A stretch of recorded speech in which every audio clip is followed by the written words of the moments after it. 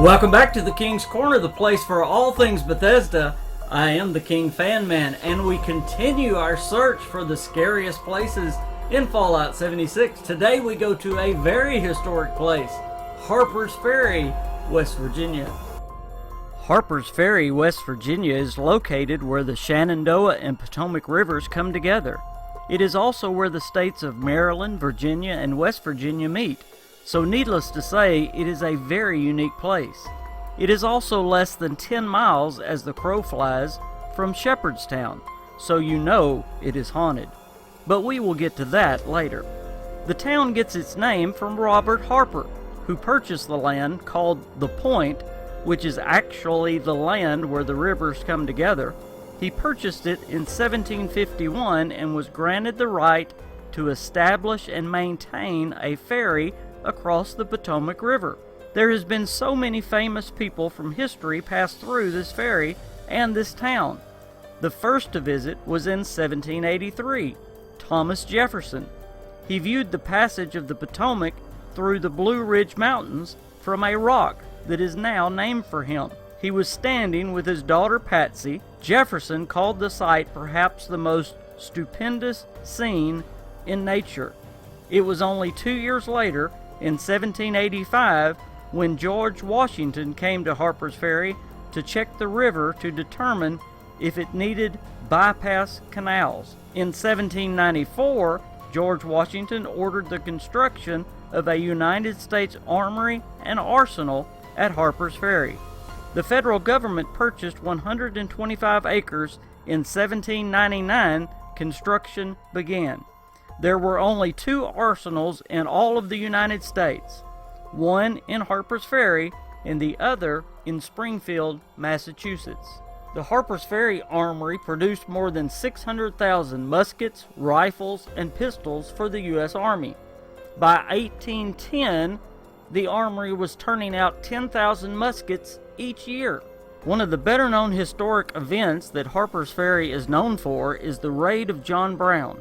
On October 16, 1859, the abolitionist John Brown led 21 men in a raid against the arsenal. Brown was hoping to initiate a slave uprising throughout the South, and apparently was going to use the weapons from the armory to arm his men. He managed to capture several buildings in town, but the slaves didn't rise up in revolt the way he had hoped. The town's citizens and militia forced Brown and his men into the engine house, which was just adjacent to the armory. The U.S. military was called in, and the U.S. Army Lieutenant Colonel Robert E. Lee was on leave nearby, and was thus ordered to come to the aid of the town, along with a local group of Marines. Lee led the unit in his regular civilian clothes, and after negotiation failed, they stormed the firehouse and captured most of the raiders, killing only a few. Lee only lost one of his Marines. Now, any loss of life is tragic, but Lieutenant Colonel Robert E. Lee's swift and brilliant command tactics kept the loss of life at an absolute minimum on both sides. John Brown was tried for treason and convicted, and he was hung shortly afterward. Obviously, times were different, this being before the Civil War, but a question that still divides people today is, was John Brown an unsung hero because his intentions were good, or was he America's first terrorist? It just showed the tension that was building in the country already, and it was just about to break loose. The Civil War was especially disastrous for Harper's Ferry. Between 1861 and 1865, the town changed hands between the North and the South 14 times. Yes, 14. It was because the town had such a strategic location with the railroad, the 2 rivers, and being so close to Washington, D.C. Another devastating thing that happened to the town during the Civil War was on April 17, 1861, the very day Virginia voted to secede from the Union. That same day, Union troops were ordered to burn the armory and the arsenal at Harper's Ferry to the ground to keep it out of Confederate hands. It cannot be stated how important these were to the town. and the town never fully recovered from their destruction. And sadly, they were never restored to their former glory, nor did the Harper's Ferry armory ever produce weapons for the U.S. Army ever again. One of the most significant battles at Harper's Ferry came with General Stonewall Jackson as the commander of the Confederate troops. The Union was occupying Harper's Ferry at this time, and the Confederates wanted it for obvious reasons that have already been stated. General Robert E. Lee had chosen Stonewall Jackson for this mission because he had been assigned as his first field assignment to Harper's Ferry, so he knew this area very well. But the Union boasted a large contingency of troops and heavy weaponry, so the battle would not be easy. Like almost every other battle of the Civil War, the South would be vastly outnumbered, almost 2-1, and completely outgunned as well. So if they were to have a chance of victory, Stonewall Jackson said, "Providence and wisdom must be for us, or we will surely be defeated." After a long 4-day battle, Stonewall Jackson stood victorious with what historians now call the most decisive victory of the Civil War. It was not a particularly bloody battle, especially compared to other battles. The Confederates only lost 289 men. However, the reason this is called arguably the most decisive victory is because he captured 73 cannons, 200 wagons, 13,000 muskets and small arms, and approximately 12,700 Union prisoners, which still stands as the largest surrender of United States forces ever. Now, most of these prisoners were taken to Camp Parole near Annapolis to be exchanged for Confederate prisoners. Needless to say, with all of these battles to the town of Harper's Ferry, it took a pounding through the Civil War, and at the end of the war, it was left just a mere shell of what it once was. Just after the Battle of Antietam in October of 1862, President Abraham Lincoln traveled to Harper's Ferry and made his first public address against slavery. Now, most think this happened before the war started, but this was well into the war. But no matter the time, the Emancipation Declaration was a huge and important turning point in American history, and thankfully began the movement away from slavery and toward the thing we are still striving for today: all people created equal, no matter religion, race, gender, or cultural status. Now, believe it or not, we have just skimmed the surface on the deep and rich history at Harper's Ferry. But I think I at least gave you a good enough idea to set up the real subject of this video: the fact that the history keeps showing itself to the present world in Harper's Ferry. In fact, it is so much like the town of Shepherdstown, where the entire place is haunted. Everywhere you look in Harper's Ferry, you find spiritual activity. Now, so much like the history, we will just skim the surface as we look into its ghostly goings-on, but I will try to cover as much as I can. First, let me say, the town is still full of historic buildings and furnishings of its past, which probably helps fuel its spiritual activity. It also has people in period dress daily, showing people how the people of the past lived, worked, and functioned on a daily basis. This also probably helps, at least according to paranormal researchers and investigators.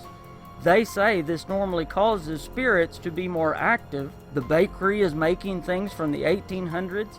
There is music playing every day with songs as old as the late 1700s. One of the most famous ghosts in Harper's Ferry can be found in Hogg's Alley. And let's face it, any alley is creepy, but just wait for the story and see if this alley don't get a little more creepy. It got its name Hogg Alley back during the John Brown raid. One of his men, Dangerfield Newby, was a freed slave fighting with Brown. Now remember, Harper's Ferry was a town with an armory, so there were plenty of high-powered weapons and unique weapons as well. Well, one of the town's defenders was shooting a gun that shot 6-inch spikes. Now, as Dangerfield Newby came into town, He was shot in the neck with a gun that was shooting 6-inch spikes, and he was killed instantly. Well, the people of the town were so angered by this raid, they took the body of Dangerfield Newby, they stabbed it multiple times, got the body bleeding real bad, and left the body in the alley to be eaten by the hogs. Thus the name Hog Alley. Now they say on certain nights, if you walk down Hog Alley, you might just see a man dressed in baggy trousers and an old slouched hat with a terrible scar around his throat. Then you will know you have met Dangerfield Newby. The people of Harper's Ferry insist he is still roaming their streets at night, trying to free his family, or maybe still looking for his killers. People have even said to have seen the ghost of John Brown himself in town. One person claims to have a picture of a spirit peering into a window that looks a lot like him. Now, I've seen the picture. I don't know if it's John Brown, but it sure is creepy seeing a spirit looking into a window, just standing outside watching you as you're sitting there watching your YouTube video. Speaking of John Brown, the old firehouse is said to be haunted, along with most of the old buildings in the historic part of Harper's Ferry. Even places like Jefferson's Rock are said to be hot spots for spiritual activity. In fact, things have gotten so bad in Harper's Ferry, again much like Shepherdstown, that the police have gotten involved in paranormal activity. Places like Harper's Ferry Cemetery is off limits after dark, and even had to have off-duty officers posted at the cemetery because of ghostly activity in the cemetery. Other places like the Booth House are also known for their paranormal activity. Now, this was originally called the Cottage. It's now known as either the Haunted Cottage or the Booth House. It was built 180 years before the Civil War, and it got its name because of its most infamous tenant, John Wilkes Booth, the actor turned assassin. He would stay at this cottage many times, so it became known as the Booth House. Now, this house has had its share of deaths, and some believe it's just a magnet for evil. Guests say they hear phantom footsteps, singing when no one is present, and a wide array of sounds and physical sensations. Reports of shadow beings nightly, and objects moving on their own. Now, as I continued my research, the list of residential houses that are reported haunted are truly incredible. My list went into the double digits before I stopped counting. So it appears if you want to move to Harper's Ferry, you had best understand that you most likely will have house guests of a spiritual nature if you move there. The whole town is haunted. I mean, people have seen things. I mean, you could probably ask anybody in town that's been here or born and raised here or works in here, they've seen something. Even the churches in town are haunted. St. Peter's Catholic Church is one of the most haunted. It might be because the church was used as a Civil War hospital. Many have reported seeing a young soldier and even heard him speak.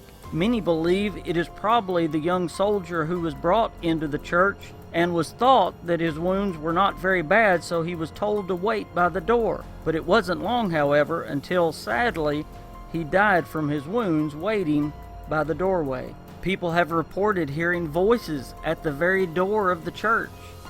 And as I said before, so many have even seen him there. Another ghost that is seen a lot in and around the church is a priest in a black friar's hat. Visitors say he looks so real that they have tried to wish him a good evening, and they turn around to find him gone.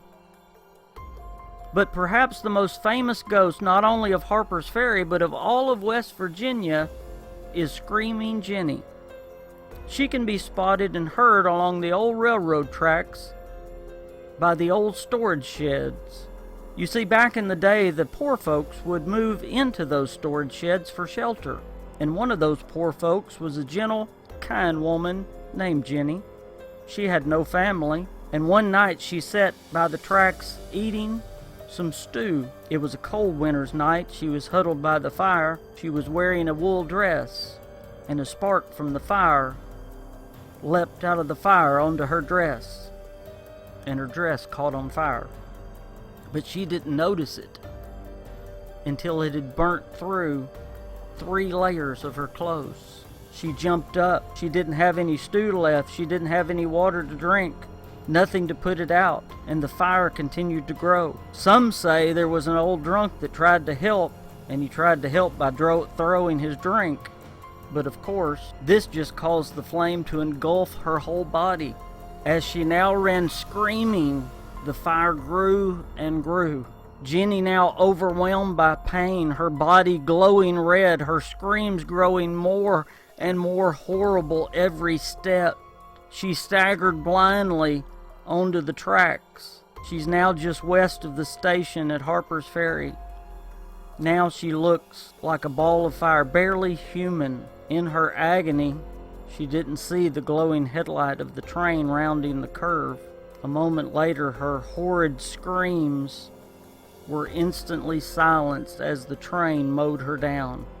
Of course, the engineer stopped the train as fast as he could, got out of the train, ran back, and she was dead, of course.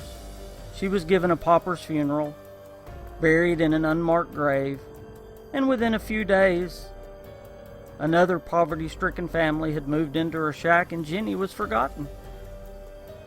Forgotten, that is, until a month later, when another train was rounding that same curve and was confronted by a screaming ball of fire. Again, too late to stop, the train hit it, and the train stopped to investigate. And after the train came to a screeching halt, they ran to see what or who it was, and there was nothing there. And then they remembered Ginny. To this day, people continue to see and hear Ginny, especially on the anniversary of her death. Many an engineer has been a witness and has said they have rounded that corner to see a ball of fire, and they've heard that wretched scream, and they always stop the train and search, and they always find nothing, but they always remember Ginny. So I guess we shouldn't be surprised with Harper's Ferry's bloody history and it being less than 10 miles away from one of the most haunted towns in the United States, maybe the most haunted. You have everything that holds spirits and keeps them active. Things like violent deaths and people not treating the dead with respect and many other things. The point is, we almost have the perfect conditions for spiritual activity in Harper's Ferry. So this is yet another very scary place that will be in Fallout 76. But yet this is a very real town with very real ghosts. So when you get there, whether in game or in real life, you had better keep your guard, because the town and surrounding woods are literally filled with spirits, many who won't like you intruding into their space.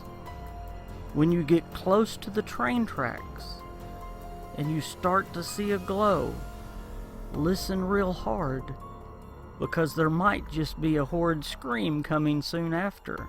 Oh, but Ginny won't hurt you. She just wants to be heard. But when you get around Hog Alley, however, I would keep my eyes wide open and my neck protected. They will probably be watching around every corner and waiting around every bend. The ghost of Harper's Ferry will probably let you into town, but they might not ever let you leave. Wow, that went a little long, but I could have gone so much longer because Harper's Ferry was amazing. Can you believe all those famous people that went through that place? So much history and so much haunting. Again, I could have spent so much more time, but I hope you enjoyed what I did bring you on Harper's Ferry. I want to give you one more thing, and it is related to Fallout 76. I now know why we're getting so much black powder, the muskets and the pistols. It's because of the armory that George Washington commanded to be built right there in Harper's Ferry. And now you know why we're getting those weapons as well. Pretty cool, huh? And it's because of this video. I'm so glad you joined me here at the King's Corner and got your Bethesda fix, and we got a scary video. I do want to ask you, please, and this is a serious note, please say a prayer for my family and my daughter. She's having surgery. I'm not sure exactly when this video is going to come out, but she's having surgery Wednesday of this week, so please say a prayer. It's a shunt surgery on her head, so I would sure appreciate your prayers.